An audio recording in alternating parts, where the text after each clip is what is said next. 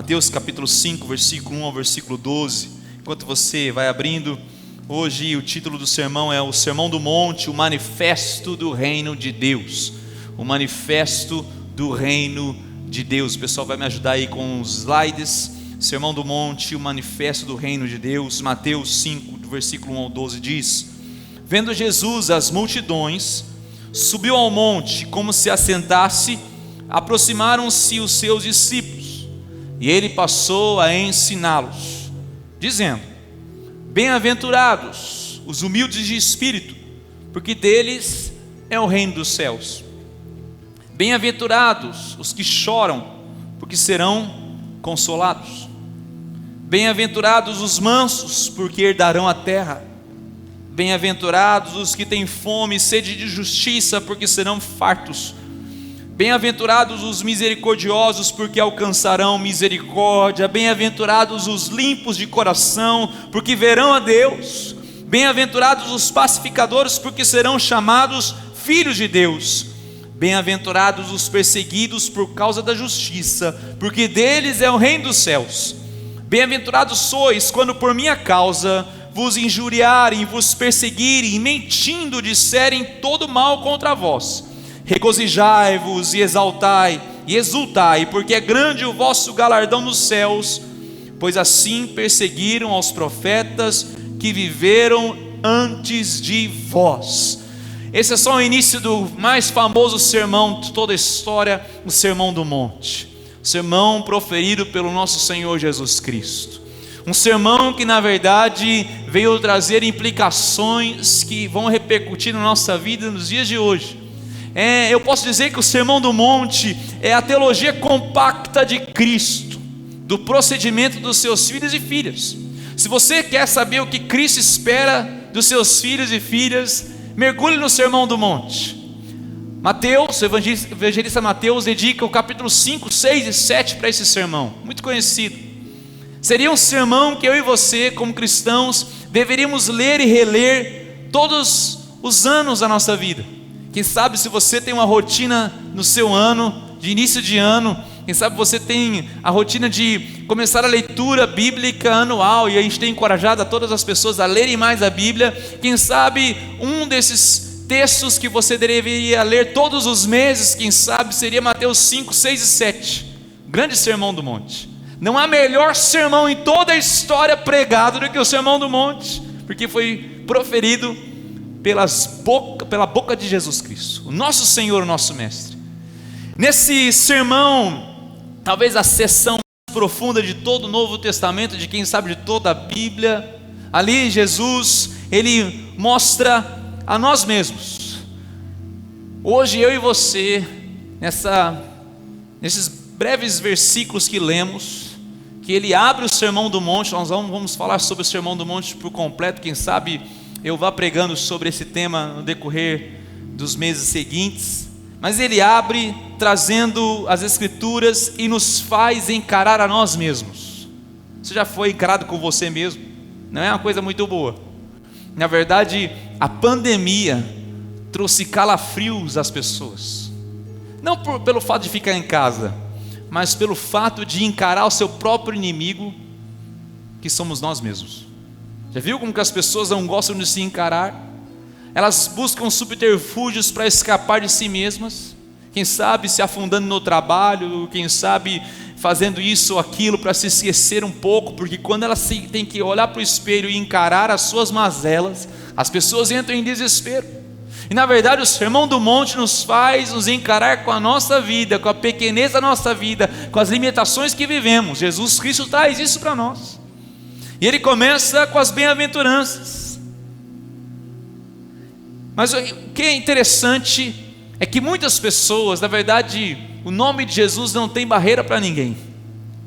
Dificilmente você vai ouvir alguém falando ou criticando a Jesus, ainda mais uma sociedade como nossa, brasileira, muito bem evangelizada. Muitas pessoas já ouviram falar de Jesus, já conhecem a sua história, podem não segui-lo, podem não considerá-lo como Rei, Senhor, Filho de Deus, mas já conhecem, já foram evangelizados de alguma forma. Mas muitas pessoas separam Jesus, Rei, Deus encarnado de um grande professor, mestre, filósofo e sei lá quais são os títulos que as pessoas dão para Jesus. Mas não tem como eu separar a pessoa de Jesus, não tem como eu admirar o professor de ética do Sermão do Monte e não me lembrar daquele que trouxe algo sobrenatural, assustador aos nossos olhos, aquele que colocava a mão sobre os enfermos e eram curados, expelia os demônios com a sua autoridade. Não tem como eu desassociar aquele Deus das maravilhas, o Deus dos milagres, com um Deus que se assenta para nos ensinar. Muitos de nós queremos os milagres e não há problema nenhum. Eu quero milagres para a minha vida. Se você quer milagres para a sua vida, eu tenho certeza disso. Mas nós não podemos esquecer que Jesus não é só visto nos milagres, mas é visto no ensino também. Diz o texto que ele se viu aquela multidão, muitas pessoas seguiam Jesus, e ele de uma forma estratégica, usando a acústica que ele não tinha um microfone como esse, ele não tinha alguns degraus para subir como esse, ele não tinha uma plataforma tão bonita como esse, um púlpito, mas ele, criador de todas as coisas, se colocou de uma forma estratégica no monte, onde as pessoas poderiam visualizá-lo, onde a sua voz poderia ecoar sobre aquele vale, e aquela multidão ouviu os ensinamentos. Uma multidão. Por isso que eu digo que o Sermão do Monte é o manifesto do reino de Deus, porque o Evangelho de Mateus, ele faz referência a essa palavra reino de Deus, o reino dos céus, 54 vezes. Nenhum outro livro da Bíblia faz tantas referências ao reino de Deus como o evangelista Mateus. E especificamente no Sermão do Monte, você leu algumas vezes essa palavra reino dos céus. Na verdade, Jesus Cristo está mostrando que existe um outro reino, um reino que ele estava inaugurando. Ele estava subvertendo todos os valores do reino deste século, deste mundo, e mostrando para todos nós os valores do reino de Deus. Nós vamos ver um pouco isso mais tarde. E ele começa dizendo: bem-aventurados sois quando isso acontecer, bem-aventurados, ou seja, felizes são, muito felizes são aqueles que passam por isso, porque acontecerá isso e isso, e essas consequências, essas serão as recompensas para esses que o seguirem. Mas eu não posso esquecer, e o próximo slide vai falar isso, que o Senhor que ensina no Sermão do Monte é o mesmo Senhor que nos chama para segui-lo e depender do seu poder. O mesmo Senhor que nos ensina no Sermão do Monte é o mesmo Deus que expulsa os demônios pela sua autoridade, é o mesmo Deus que cura, faz milagres e maravilhas, mas é o Deus que nos chama a um modo de vida diferente.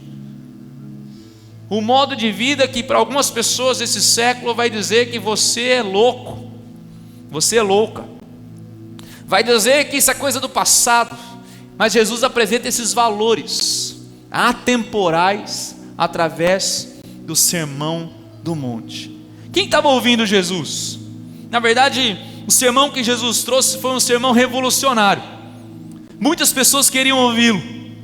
Ali diz o texto, no primeiro versículo, ele vendo as multidões, não é multidão, é multidões. É interessante esses detalhes. Havia muitas pessoas. Mateus não fala quantos, mas certamente fugiu da sua conta, até mesmo da sua estimativa. Mateus não tinha como estimar quantas pessoas tinham ali, mas havia muitas pessoas. E ao se assentar, Jesus estava se colocando na posição de mestre, de professor.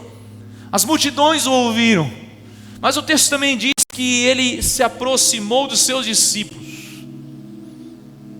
Eu coloco um slide aí muito interessante, que o público que estava ouvindo Jesus é representado por dois círculos concêntricos, só para você entender. Havia grande multidão, mas havia aqueles que ele separou um pouco, falou assim: eu quero falar com vocês, seus discípulos. É certo que Jesus estava falando para os seus discípulos, mas alcançou toda a multidão. Sabe, quando eu e você pregamos o Evangelho, quem sabe na célula, quem sabe para alguém que você está compartilhando a Cristo, você fala daquilo que os discípulos entendem, mas as multidões estão ouvindo. Sabe que nós aqui da Igreja Central nos preocupamos em pregar não só para os discípulos e discípulas de Jesus Cristo, mas para que outras pessoas ouçam.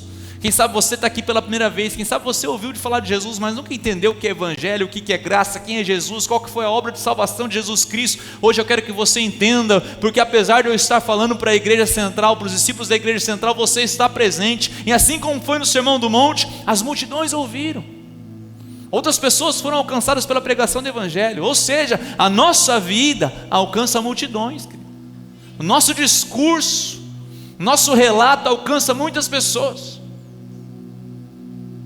É claro que as multidões estavam ouvindo o que Jesus queria que elas ouvissem, embora o sermão fosse dirigido principalmente aos discípulos.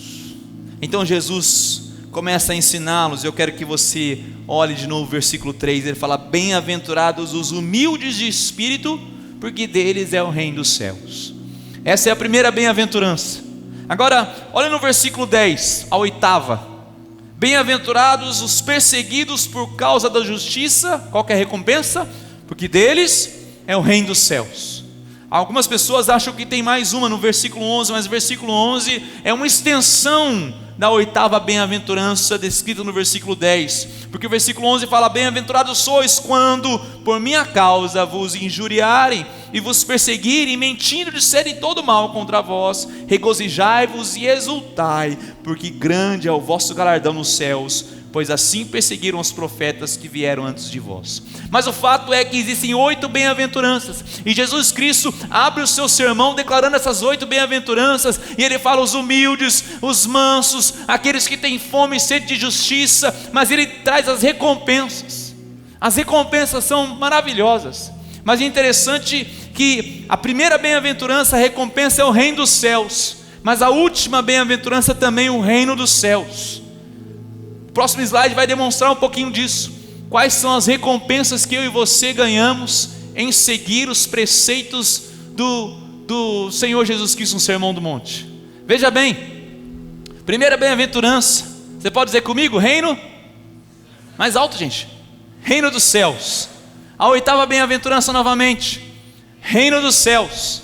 E as outras 6 que estão aí no meio: aqueles que choram vão ser consolados, vão herdar a terra, vão ter justiça. Aqueles misericordiosos vão alcançar misericórdia, limpos de coração vão ver a Deus, vão ser reconhecidos como filhos de Deus. Há muitas recompensas, mas é muito interessante que a recompensa da primeira e da oitava bem-aventurança é presente, é daqueles que já ganham hoje. Recompensas do presente, fala assim: é presente, é hoje. Bem-aventurados os humildes de espírito, porque deles é o reino dos céus. E no versículo 10: bem-aventurados os perseguidos por causa da justiça, porque deles é o reino dos céus. É uma garantia que Deus nos traz no presente. Mas as outras 6 bem-aventuranças, ele fala de futuro. Olha só: bem-aventurados os que choram, porque serão no futuro consolados. Bem-aventurados os mansos, porque herdarão a terra. Ele está falando de algo no futuro. Bem-aventurados os que têm fome e sede de justiça, porque eles serão fartos. Bem-aventurados os misericordiosos, porque alcançarão misericórdia. Os limpos de coração, porque verão a Deus. Os pacificadores, porque serão chamados filhos de Deus. É muito interessante que, quando eu entendo isso, que o reino de Deus é presente, mas algumas características dele estão ligadas ao futuro, eu entendo que o reino de Deus já foi implantado, mas a sua plenitude vai ser alcançada no futuro. O consolo total é futuro, querido. As lágrimas vão parar de rolar dos nossos olhos no futuro. A sua sede e fome de justiça vai ser saciada no futuro. Aqueles que são limpos de coração vão poder ver a Deus. E ele continua: os pacificadores serão chamados filhos de Deus. São promessas do futuro. Esse é um estilo de escrita muito interessante da época de Jesus, que concentrava como se fosse um grande sanduíche, 2 grandes verdades, que são os pães do sanduíche e o recheio do sanduíche, as 6 verdades futuras completas em mim e em sua vida. Sermão do Monte, o manifesto do reino de Deus. Quando ele coloca essas 6 promessas entre as 2 garantias do reino dos céus, Jesus quer nos dizer que essas 6 promessas são bênçãos do reino de Deus. Por isso que eu posso dizer para você que você não precisa escolher entre essas promessas. Todas elas pertencem ao reino. Você não entendeu? Você não precisa escolher entre essas promessas. Todas elas pertencem ao reino. Porque muitas vezes nós fazemos uma leitura e tentamos nos encaixar. Será que eu sou humilde de espírito? Será que eu estou chorando? Será que eu sou manso? Será que eu tenho fome e sede de justiça? Será que eu sou misericordioso? Esse exercício é válido, mas eu tenho que entender que essas promessas estão acessíveis àqueles que pertencem ao reino, aos filhos e filhas de Deus, aqueles que confessaram Jesus como Senhor e Salvador de suas vidas. Essas promessas são nossas. Você pode dizer: essa promessa é minha. Essa promessa é minha. Então olhe na sua Bíblia de novo, leia essas promessas, leia o reino dos céus, leia: eu serei consolado, eu vou herdar a terra, eu serei farto, eu vou alcançar misericórdia, eu vou ver a Deus, eu vou ser chamado filho de Deus, eu tenho o reino dos céus. Essas promessas são nossas, são nossas. Isso deve alegrar o nosso coração, porque eu não preciso escolher entre as promessas, olhar algumas delas, mas todas elas pertencem ao reino. Todas elas pertencem a nós, porque foram conquistadas por Jesus. O que Jesus estava falando aqui não era algo que você e eu precisávamos nos esforçar, porque ninguém de fato se esforça e vai ser limpo de coração. Não tem como. Nós não conseguimos isso por nós mesmos, não. Ninguém de fato é manso. Nós temos a nossa ira, nós temos a nossa fúria. Ninguém de fato tem fome e sede de justiça, da justiça de Deus. Nós queremos a nossa autojustiça. Ninguém de fato é pacificador. Quantas vezes nós gostamos de uma guerra, não é assim? Não gostamos de um barraco, fala a verdade. Meu Deus, tem gente que faz de tudo para uma briguinha. Ou então, você viu o que está acontecendo lá na internet, vai lá para ver o que está acontecendo, gente discutir, dá ibope. Não somos pacificadores. Quem sabe seremos perseguidos por causa da justiça. Mas são promessas que são alcançadas pelos méritos de Cristo. Pelos méritos de Cristo. Não pelos nossos deméritos, mas pelos méritos de Cristo. Como eu disse, é um reino presente e futuro. O reino dos céus está presente com os discípulos agora, mas todas as bênçãos do reino terão que esperar pela era vindoura. A plenitude do Espírito vai ser contemplada, vivenciada, vivida na era vindoura.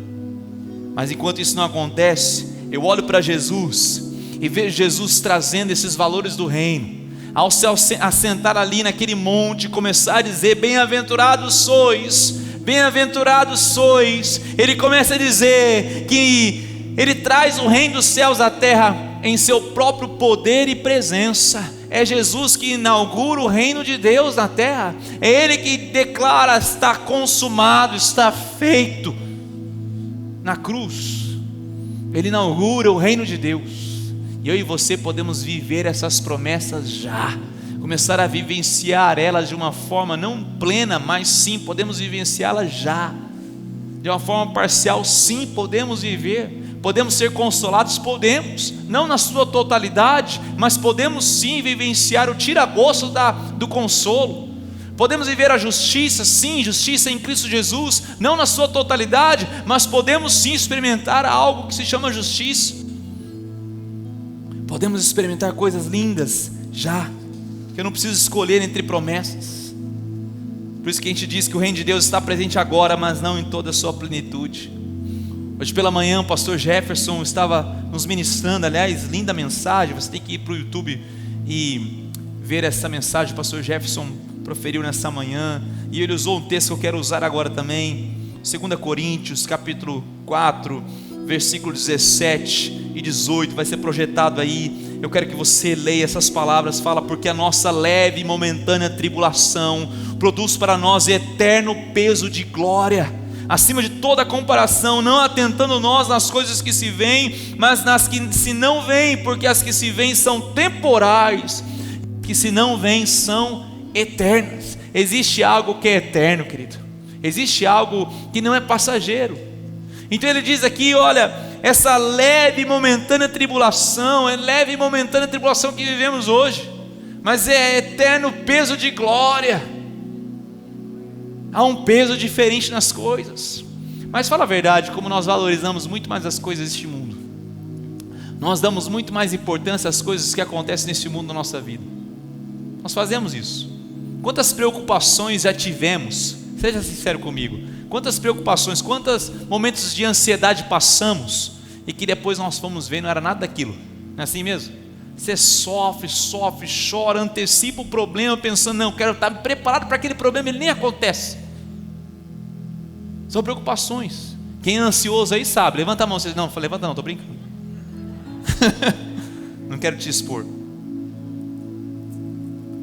Mas sabe, eu quero propor a você algo aqui muito interessante, que o anseio que temos de ter as nossas preocupações saciadas, os nossos problemas resolvidos no dia de hoje, realmente, ou experimentar algo na terra que venha nos saciar, é a maior prova de que buscamos algo maior, que ainda não realizamos ou experimentamos completamente.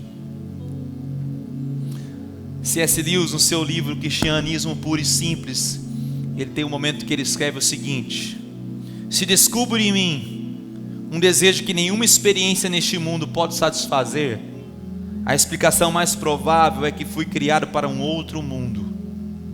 Provavelmente esses prazeres não existem para satisfazer esse desejo, mas só para despertá-lo e sugerir a verdadeira satisfação. Olha só para despertá-lo e sugerir a verdadeira satisfação. Quem sabe os momentos que passamos aqui, os momentos que nos entristecemos porque colocávamos a nossa expectativa, ou seja, as nossas frustrações neste mundo, quem sabe são sim para despertar algo em nós que só vai ser satisfeito por outra coisa, se eu posso dizer assim, por Deus, somente por Deus, que pode saciar o meu e o seu coração. Quando Jesus está falando assim, ó, bem-aventurados sois quando passarem por isso, porque vão alcançar isso, ele fala assim, olha, vai ter coisas neste mundo que parece que vai trazer saciedade no seu coração, mas não vai matar a sede do teu coração. Tem coisas aparentes que parecem que são as soluções dos seus problemas, mas é mentira. Eles não vão solucionar os seus problemas. Eles apontam para mim. Essa angústia do coração, essa ansiedade do coração do ser humano aponta para aquele que pode realmente saciar a sede do nosso coração, que é somente Jesus Cristo. Então Jesus se assenta naquele monte e começa a dizer, e ali ele flui palavras poderosas para o nosso coração. Esse sermão poderoso se manifesta do reino de Deus sobre o nosso coração, dizendo, busquem a mim, venham a mim, eu vou saciar o coração de vocês. Eu sei o que vocês precisam, eu sei o que vocês sofrem. Por isso que eu quero demonstrar aqui 3 grandes verdades. Primeiro, os valores do reino, o poder do reino e os efeitos desse reino. Os valores do reino, o poder do reino e os efeitos desse reino. Bem simples. Os valores do reino. Quais são os valores de hoje? Quais são os valores do reino de hoje? É bem o contrário do que diz as bem-aventuranças. Os valores desse reino não são humildade de espírito, é orgulho. Está cheio de gente orgulhosa por aí. Os valores desse reino não são os que choram, são os que riem por último. E na verdade o riso do sarcasmo. Eu não disse que eu tinha razão.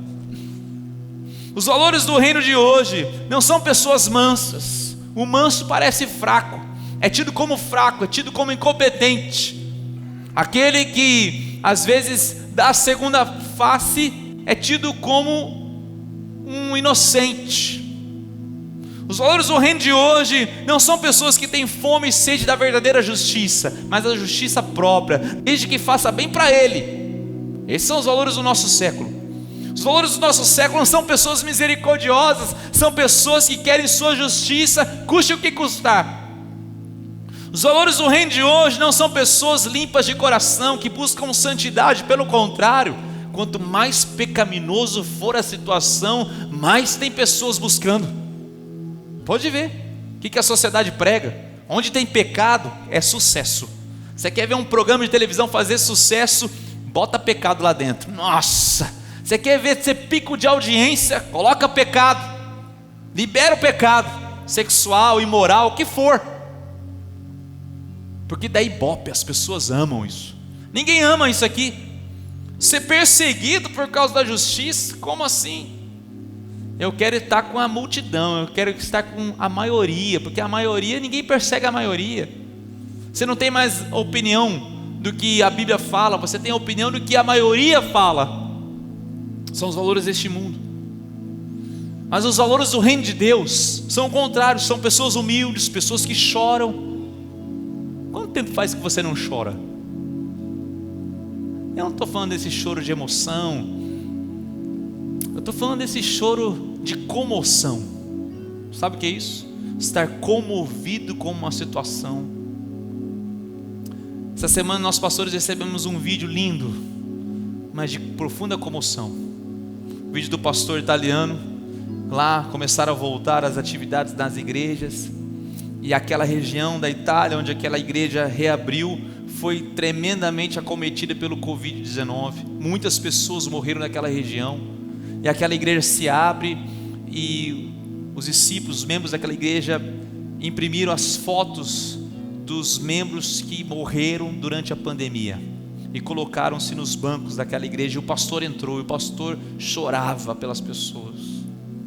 Choro da comoção, muitas pessoas sofrendo. Às vezes a gente olha isso e não se comove mais. Por isso que em julho nós vamos nessa campanha Eu Me Importo com Você. Eu oro para que você tenha comoção pelas pessoas. Eu oro para que a igreja seja despertada nesse momento, para olhar para as pessoas, não pensar que ela é mais um problema. Não, ela é um problema que Cristo pode resolver, querido. Eu quero que você olhe para as pessoas e fale assim: eu quero compartilhar algo que eu tenho, um valor que eu tenho, eu quero chorar com as pessoas, eu quero apresentar minha mansidão. Mansidão é você às vezes receber uma resposta ríspida e não devolver na mesma moeda. É tratar diferente. Essa é a mansidão. Tem fome, sede de justiça. Esse é um valor do reino de Deus. São misericordiosos. Tem misericórdia daqueles que sofrem, misericórdia daqueles que não têm a mesma oportunidade que eu e você. Você que trouxe um quilo de alimento que seja, você está mostrando um pouco de misericórdia com as pessoas que não têm. Você que nessa semana vai fazer esse trabalho que não é legal, demanda tempo, mas abrir seu armário, pegar suas coisas antigas, ver o que já não serve mais, mas o que está bom, quem sabe, não está muito cheirosinho, mas eu vou lavar para entregar, porque eu quero entregar o meu melhor. Alguém vai usar isso. Isso é misericórdia. Esse é um valor do reino, tem que estar em nós. Nós temos que olhar para a nossa vida. Por isso que Jesus nos confronta com nós mesmos. Misericórdia. Limpos de coração. Será que a santidade tem sido o meu e o seu alvo? Será que eu e você nos esforçamos a fechar as brechas para o pecado? Será que eu e você fugimos da tentação ou nos aproximamos da tentação? Nos aproximamos da tentação, assim como o sobrinho de Abraão se achegava perto de Sodoma e Gomorra cada dia mais. Diz o texto que ele ia armando suas tendas para Sodoma e Gomorra, armando suas tendas cada dia mais. Ele queria ficar perto dessa cidade da promiscuidade, até que no outro texto, no outro capítulo, fala que ele já estava morando lá. Ele já estava como autoridade dessa cidade pecaminosa. Sabe que a gente é assim? Vamos dando pequenos passos de consentimentos para o pecado, e quando nós nos vamos ver, nós estamos sujos por ele, limpos de coração, perseguidos por causa da justiça que nós temos. São os valores do reino. Observe a pessoa de Jesus Cristo. Jesus Cristo expressou esses valores na sua vida, expressou esses valores na sociedade que ele viveu e vivenciou. Você vê essas bem-aventuranças e essas qualidades desses bem-aventurados, você olha e vê em Jesus Cristo cada uma delas. Mas não só os valores, eu quero falar sobre o poder do reino de Deus. Quando você vê essas características, você vê as características em Jesus Cristo. E se existe um poder do reino de Deus, este poder se chama vulnerabilidade do Filho de Deus. Jesus Cristo se fez vulnerável. Jesus Cristo era o Todo-Poderoso, Deus encarnado, mas ele se fez manso, humilde, ele chorou, Quantas vezes ele não chorou nos evangelhos? Ele se compadeceu, ele se comoveu em seu espírito pela dor do próximo. Ele tinha fome e sede de justiça, ele foi misericordioso, ele buscou a santidade, ele foi pacificador. Jesus teve todas essas características de forma excelente. Por quê? Porque ele foi vulnerável. Sabe que eu e você somos chamados a sermos vulneráveis em Cristo Jesus. A fraqueza aos nossos olhos que Cristo demonstrou naquela cruz é o nosso maior motivo de vitória. Quando eu e você contemplamos a cruz e a vulnerabilidade de um Deus todo-poderoso que se fez servo para viver entre nós, nós vemos que esse é o poder do reino de Deus. O nosso poder não está no nosso braço, nem no nosso discurso bonito, mas está na nossa vulnerabilidade. É dizer: sim, eu sou falho como você, mas eu encontrei um Deus que se fez vulnerável para me alcançar. É o que Paulo fala: quando eu sou fraco, é aí que eu sou forte. É quando eu sou vulnerável, é aí que eu entendo. É quando eu sirvo, é aí que eu sou grande. Os discípulos queriam saber quem ia sentar à direita e à esquerda de Jesus. Ele fala: olha, vocês não entenderam nada, é o reino da vulnerabilidade. As pessoas receberam Jesus à entrada de Jerusalém, colocando palmeiras no chão, tirando suas vestes de cima para passar, mas entra Jesus na sua vulnerabilidade, sentado num jumentinho. E as pessoas falam assim: é ele? Tem certeza? Eu acho que eu não estou reconhecendo, eu estou meio ruim da vista. É Jesus mesmo? Não vai entrar ninguém num grande cavalo, uma comitiva à sua frente. Não, entra Jesus em sua vulnerabilidade. Jesus, ao ver seu grande amigo Lázaro sepultado há 4 dias, ele demonstra sua vulnerabilidade a ponto de chorar frente àquele túmulo. Ele se mostra vulnerável. Jesus se entrega naquela cruz para morrer por amor a mim e a você. Vulnerável. Ele poderia consumir todos aqueles soldados, ele poderia consumir aquele exército, mas ele se entrega: seja feita a tua vontade e não a minha. Vulnerabilidade. Filipenses fala que ele não se usurpou ser igual a Deus, mas se fez de forma de servo, em semelhança a homem, encarnado, e foi obediente até a morte de cruz. O nosso poder é a vulnerabilidade em Cristo Jesus. Mas pastor, você só está falando de Jesus Cristo, não tem outros exemplos? Tem. Um só para citar para você, que recentemente nós estudamos aqui, a história de Estevão, Atos. Esse homem levantado por Deus, cheio do Espírito Santo de Deus, ele é apedrejado injustamente, perseguido por causa do que ele pregava e do que ele servia a Cristo. Cheio do Espírito Santo de Deus, ele ali, em vez de pedir justiça, em vez de condenar as pessoas que o apedrejavam, sabe o que Estevão fez? Ele olhou para os céus, olhou para Jesus Cristo. Bem-aventurados sois os pacificadores, limpos de coração, os que choram, os mansos, os misericordiosos. Esse é o poder do reino de Deus. Estevão entendeu isso, que o poder do reino de Deus não estava nesse mundo, mas estava em olhar para Jesus Cristo, que você e eu possamos olhar para Jesus Cristo. Esse é o poder do reino de Deus. Mas também eu quero terminar essa mensagem falando sobre os efeitos do reino de Deus. Os efeitos são maravilhosos, porque os humildes, deles é o reino dos céus. Os que choram, eles serão consolados. Eu não sei por qual motivo você tem chorado, qual motivo o seu travesseiro à noite tem sido encharcado. Quem sabe você, pai de família, quem sabe você chega na sua empresa e chora. Às vezes você não chora com lágrimas, mas seu coração está moído. Toma posse disso aí, ó. Você que chora, o seu coração será consolado. Você será consolado em nome de Jesus Cristo. Os que são mansos, você que tem praticado a mansidão, deixado esse fruto do Espírito alcançar seu coração, herdarão a terra. Os que têm fome e sede de justiça, um dia você será farto. Aqueles que são misericordiosos com outros alcançarão misericórdia a si mesmos. Os que são limpos de coração poderão ver a Deus. A santidade ao Senhor. Os pacificadores serão chamados filhos de Deus. Pacífico, aquele que não entra numa briga, aquele que não entra numa discussão, aquele que prefere paz. Se depender de vós, tenha paz para com todos, com todos. Devemos ser pacificadores. Bem-aventurados os perseguidos por causa da justiça, porque deles é o reino dos céus. Esses são os efeitos do reino de Deus, querido. Reino de Deus que já foi instaurado, já foi inaugurado na minha e na sua vida por meio de Jesus Cristo.